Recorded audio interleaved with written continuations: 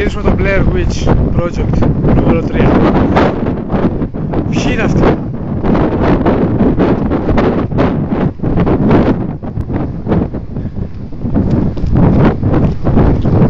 Κάτι βλέπω στον ορίζοντα!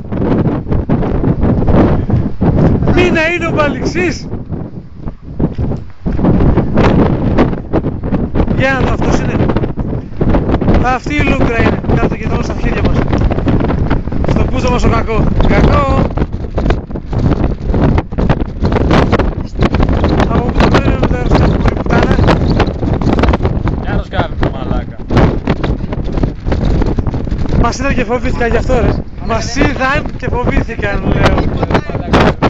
Είμαστε σε μια ακτίνα 30 μέτρων γύρω μας.